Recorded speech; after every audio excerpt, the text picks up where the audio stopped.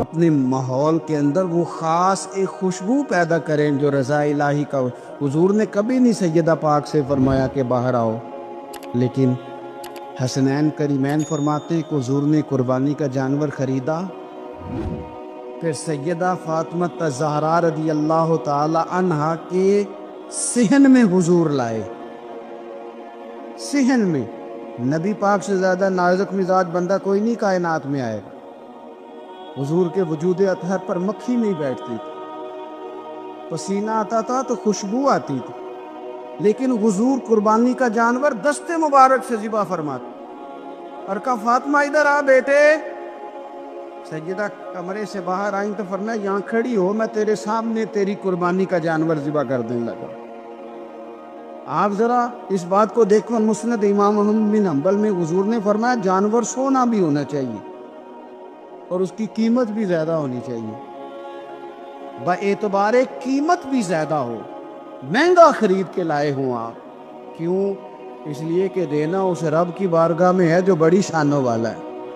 تو ہم نا آہستہ آہستہ ان چیزوں سے پیچھے ہٹتے جا رہے ہیں جو چیزیں ہمیں اللہ کے قریب کرتی ہیں۔ ہو جاتا ہے کچھ چیزوں سے پیار ہونا چاہیے، لیکن جب اس چیز سے بڑھ کر رب سے پیار ہو، اس کے محبوب سے پیار ہو، تو پھر وہ چیزیں کوئی اہمیت نہیں رکھتی۔ حضرت حارثہ بن نعمان رضی اللہ تعالیٰ عنہ کہتے ہیں میں نے چھوٹی سی ایک گھوڑی لے کے پالی، پیار بھی بڑا ہو گیا، وہ بڑی بھی ہو گئی، خوبصورت بھی بڑی تھی، اور کبھی کبھی میرے بچے مذاق بھی کرتے، کہتے ابا سچ بتا ہم سے زیادہ پیار ہے کہ اس گھوڑی سے زیادہ پیار ہے؟ کیونکہ گھر آتے ہی آپ پوچھتے ہیں چارہ ڈالا کہ نہیں، پانی پلایا کہ نہیں، تو پیار اس سے زیادہ کہ ہم سے؟ تو حضرت حارثہ بن نعمان فرماتے تم نے جتنی باتیں کرنی ہے کرو، اب مجھے پیار ہے تو میں کیا کر سکتا ہوں؟ بڑی خدمت کرتے، پیار کرتے، آیت نازل ہو گئی لن تنالوا البر حتی تنفقوا مما تحبون۔ غریب آدمی، ماڑا بندہ، گھوڑی کی لگام پکڑی اور مدینے والے رسول کی بارگاہ میں پہنچ گئی، یا رسول اللہ میری قبول کر لیں۔ آپ یقین کریں حالات خراب ہوتے ہیں تو لوگ سب سے پہلے وہ والا 100 بند کرتے ہیں جو مسجد جاتا تھا، سب سے پہلے لوگوں نے وہ رستے کاٹے، وہ کنیکشن کاٹے جو اللہ کے رستے میں جاتے تھے۔ کیا کرتے ہو صاحب؟ یہ تو اصل ہے، باقی تو ساری فروعات ہیں، باقی تو ساری شاخیں ہیں، تو آپ نے جاڑی کاٹ دی جہاں سے آ رہا تھا۔ حضرت انس بن مالک رضی اللہ تعالیٰ عنہ فرماتے ہیں میں بڑا فرما بردار تھا اپنی ماں کا۔ اماں چولہے میں آگ جلانے لگتی تو حضرت انس بن مالک عرض کرتے اماں جی آگ تو مجھے بھی جلانی آتی ہے، روٹیاں نہیں پکانی آتی، تو میں آگ جلا دیتا ہوں، اب روٹیاں پکا دیں۔ بچے سارے ہی اچھے ہوتے ہیں پر کچھ کی ادائیں بڑی نرالی ہوتی ہیں، وہ فرما بردار ہوتے ہیں، ان سے پیار ہو جاتے۔ حضرت انس بن مالک کہتے ہیں میری اماں بڑا پیار کرتی تھی، میری عمر 10 سال ہو گئی اور مدینہ بھی سارا نور سے بھر گیا، مدینے والے رسول ہجرت کر کے تشریف لے آئے۔ اب یہ لاڈلے بیٹے ہیں، ماں کے لاڈلے بیٹے، اللہ اکبر۔ ماں نے کیا کیا؟ حضرت انس بن مالک کا بازو تھاما، مدرسے میں نہیں لے کے گئیں، یونیورسٹی میں نہیں لے کے گئیں، کالج میں نہیں لے کے گئیں، جہاں سے سارے علم جنم لیتے ہیں نا، جہاں سے ساری یونیورسٹیاں بنتی ہیں، اس محبوب کی بارگاہ میں بیٹا پیش کر دیا۔ دل پہ ہاتھ رکھ کے بتاؤ میں نے کہہ دیا آپ نے سن لیا، عشق ہو جائے ہمیں مرشد سے، عشق ہو جائے ہمیں استاد سے۔ لوگ بچہ پڑھنے کے لیے تو ان کے ادارے میں بھیج دیتے ہیں، کبھی آپ نے سنا ہو کہ کوئی بچہ اس لیے بھیج دے کہ یہ آپ کے گھر کے کام کاج کرے گا؟ یہ بڑا مشکل کام ہے، انسان کو اولاد کمزور کر دیتی ہے، بندہ اولاد کے حق میں بزدل ہو جاتا ہے، وہ نہیں تسلیم کرتا۔ کہ میرا بچہ اس طرح نوکری کرے، لیکن یہ شان ہے ان کے غلاموں کی۔ حضرت انس بن مالک کا بازو تھام کے ماں نے کہا، اور ماں نے کہا مستقبل کی کوئی فکر نہیں، لا کے حضور کی بارگاہ میں پیش کیا، عرض کرنے لگی یا رسول اللہ صلی اللہ علیہ وسلم، انس نہ آپ کے گھر کے کام کاج کیا کرے گا۔ یہ جو مزاج ہے نا خدمت کا، یہ ذوق، یہ رنگ، ہم لوگ جو ہوتے ہیں نا، ہم اور سٹیٹس میں زندگی گزارنا چاہتے ہیں، لیکن فقر کا، طریقت کا سٹیٹس اور ہوتا ہے، اور ہوتا ہے۔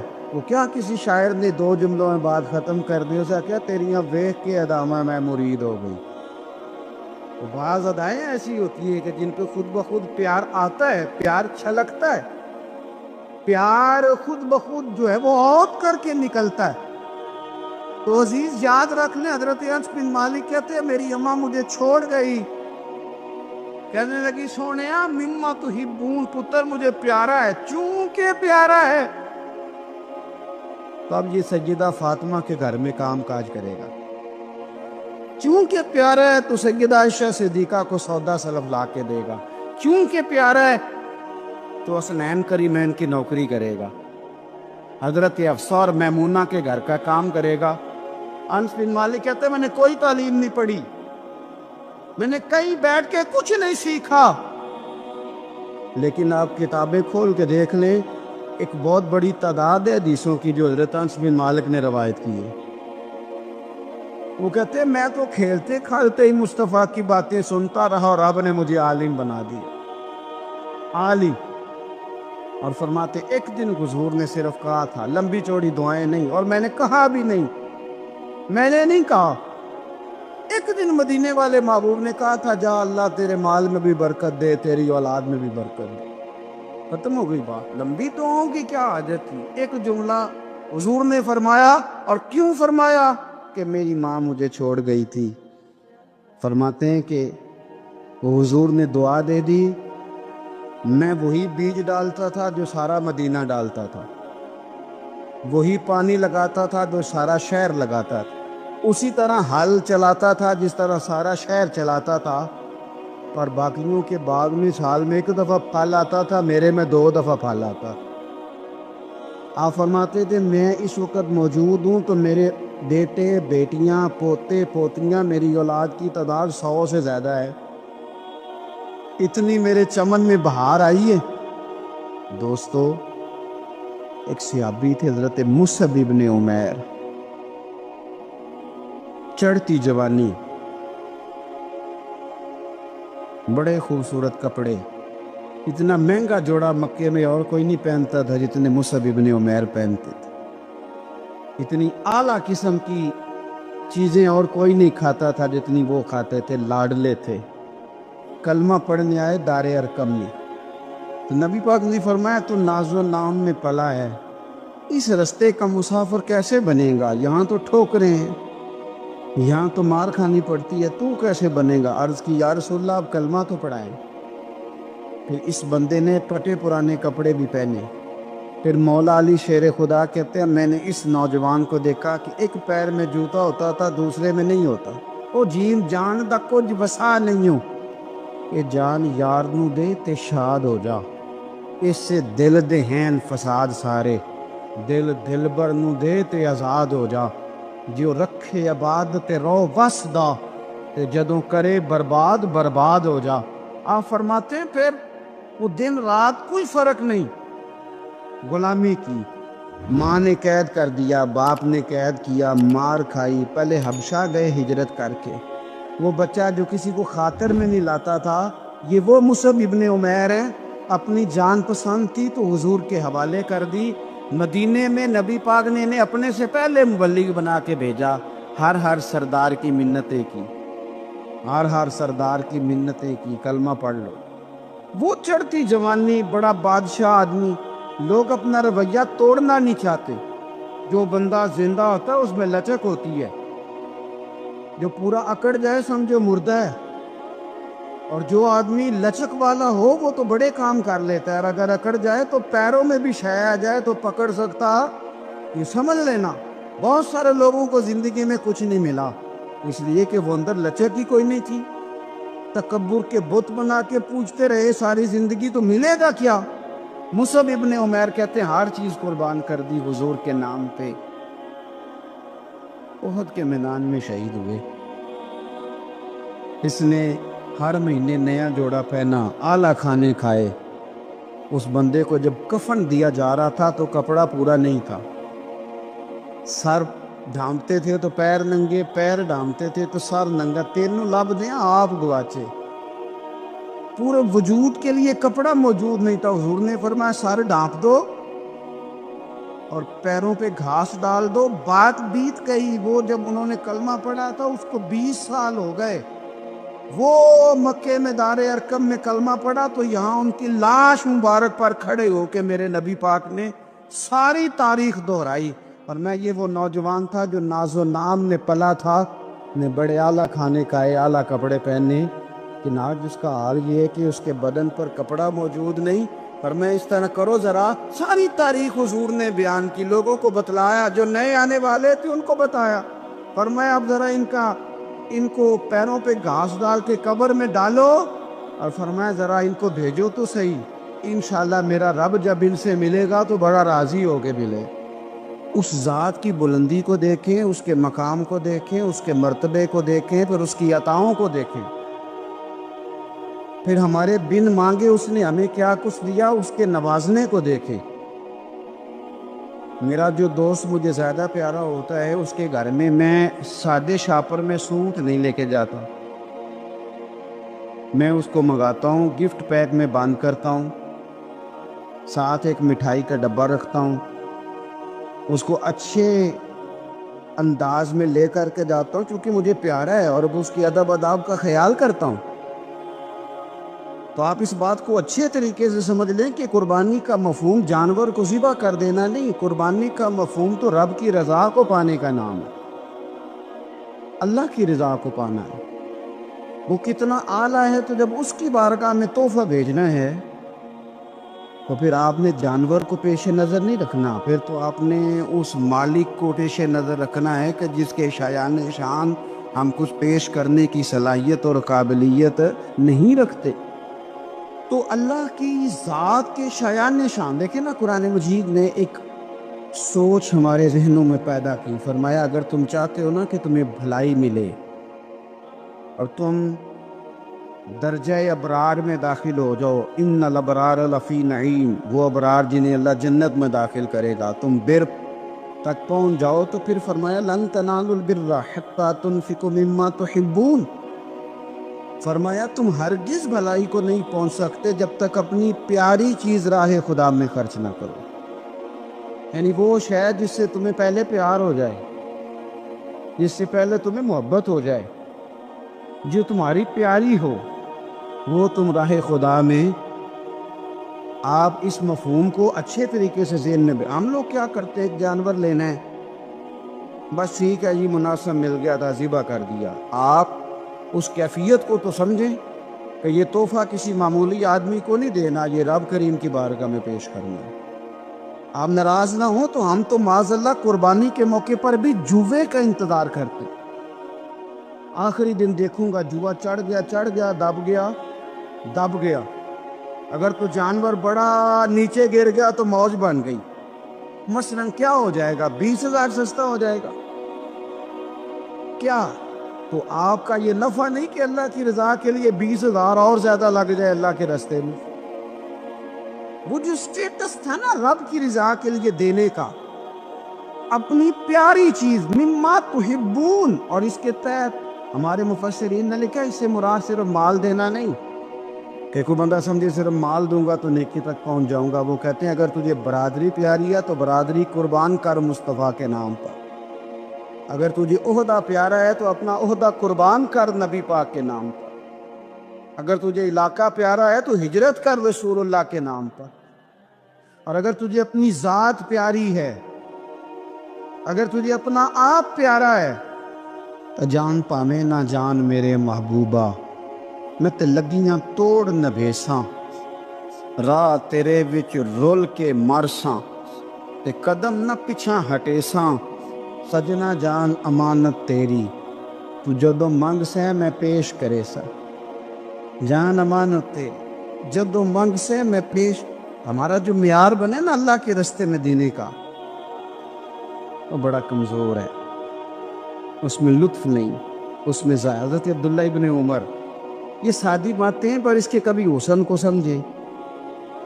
شکر کھانا انہیں پسند تھا، کس میں ہوتی ہے نا، کچھ لوگوں کو گوشت پسند ہوتا ہے، تو کچھ بچے ایسے ہیں کہ وہ گوشت پک جائے تو وہ گھر سے نکل جاتے ہیں اس دن۔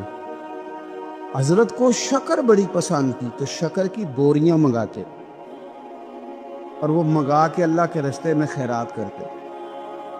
آپ کے صاحبزادے کہتے حضور آپ پیسے دے دیں، کسی بندے کو کوئی ضرورت ہوگی تو وہ وہاں وہ لگا لے گا، تو آپ فرمانے لگے اللہ کہتے ہے پیاری چیز خرچ کرو، تو مجھے یہ پیاری ہے تو میں یہ نہ خرچ کروں۔ جو چیز آپ کی محبوب ہے، جو آپ کو جان سے عزیز ہے، جس سے آپ کو دلچسپی ہے، وہ جب آپ اللہ کے رستے میں دیتے ہیں تو پھر آپ یؤمنون بالغیب کی ایک بڑی خوبصورت تفسیر بن جاتے کہ آپ نے تحفہ سجا کے، سوار کے، نکھار کے، خوشبو لگا کے، اچھی پیکنگ میں آپ نے اپنے مالک کے حضور پیش کیا۔ لیکن اگر آپ کہیں کہ اوہو خرچے بڑے زیادہ تھے، پہلے ہی حالات پہلے ہی بڑے خراب تھے، اب قربانی بھی سر پہ آ گئی ہے، معاذ اللہ، تو آپ نے نا وہ مزہ خراب کر دیا، وہ ذائقہ نہیں ٹھیک رہا۔ وہ تو سودا ہی بڑا قیمتی ہے، وہ کہتا ہے تو ایک دیتا جا 70 لیتا جا، اور نفع ہی نفع، نقصان والا کھاتا ہی کوئی نہیں۔ اب دیکھیں نا صحابہ کرام کا مزاج کیا، چھوٹی چھوٹی چیزیں ہیں لیکن وہ دوڑ کے آتے ہیں، کہتے ہیں یا رسول اللہ غلطی ہو گئی، اور اپنے آپ کو پیش کرتے ہیں۔ ایک خاتون نے آ کے پیش نہیں کیا کہ یا رسول اللہ میرے پیٹ میں ناجائز بچہ ہے، مجھے پاک کر دے، کوئی پکڑ کے نہیں لایا، کسی نے آ کے اسے گرفتار نہیں کیا، مقدمہ نہیں کرایا، پرچہ نہیں درج کرایا، 14 دن کے ریمانڈ کے بعد نہیں مانی، خود آئی اور آ کے کہا حضور میرے سے غلطی ہو گئی ہے، مجھے معاف کر دے۔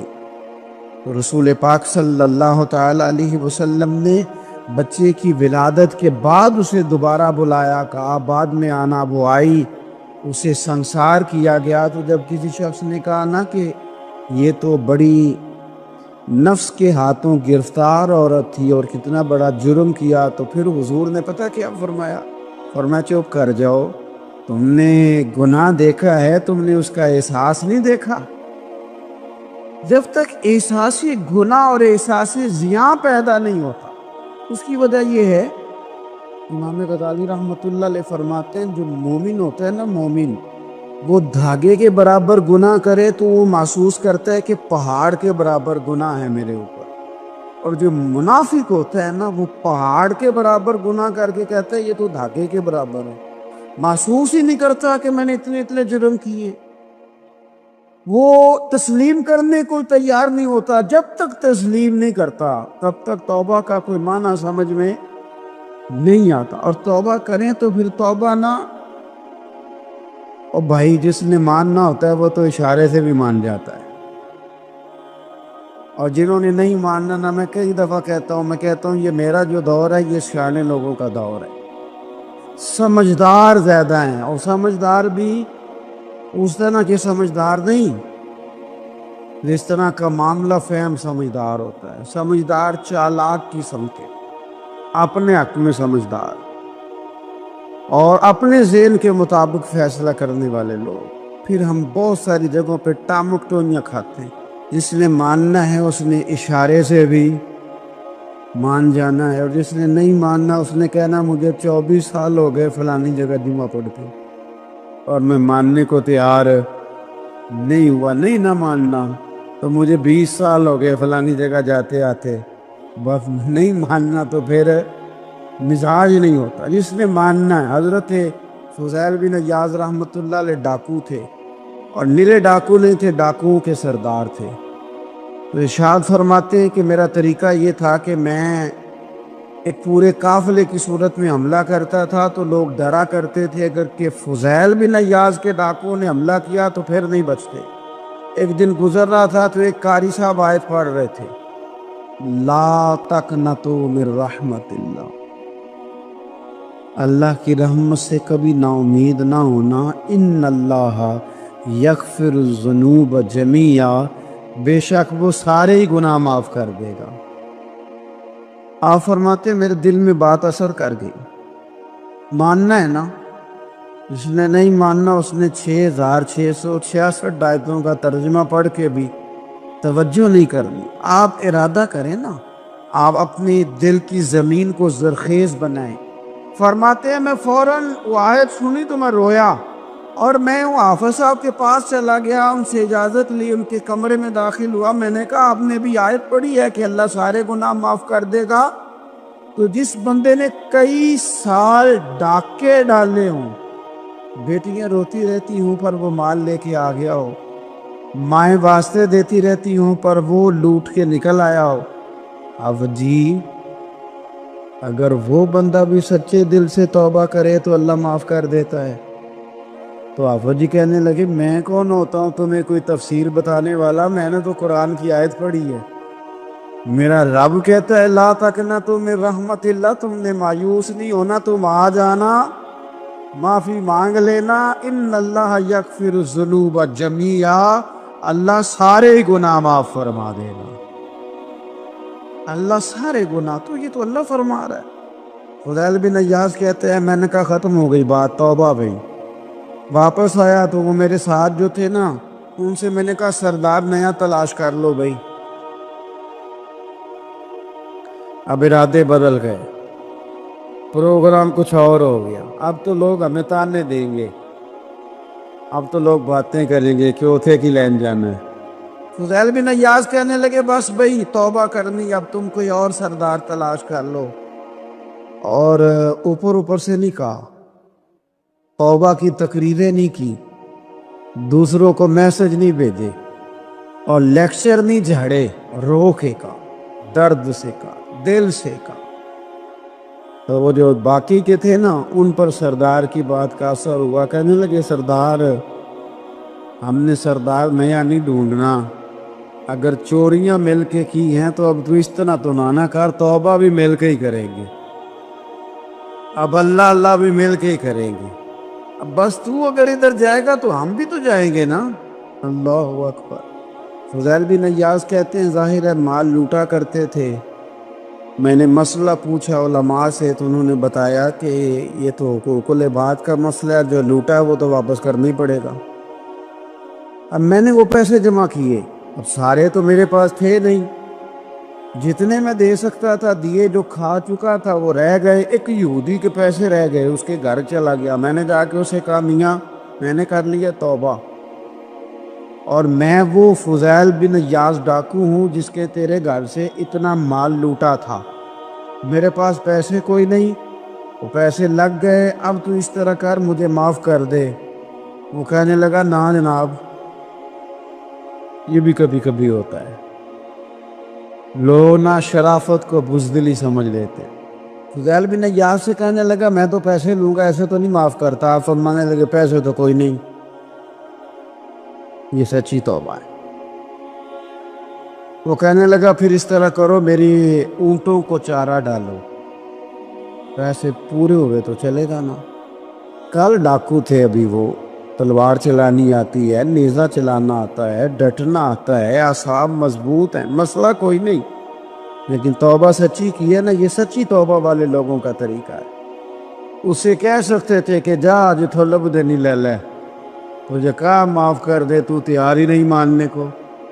حضرت فضیل بن عیاض کہنے لگے اگر اونٹوں کو چارہ ڈالنے سے تو معافی دیتا ہے نا تو میں تیرے اونٹوں کو چارہ ڈالنے کو بھی تیار، کیوں کہ راضی اللہ کو کرنا ہے، اپنے ضمیر سے بوجھ اتارنا ہے، بندوں کے سامنے سرخرو نہیں ہونا، اللہ کے حضور ہونا ہے۔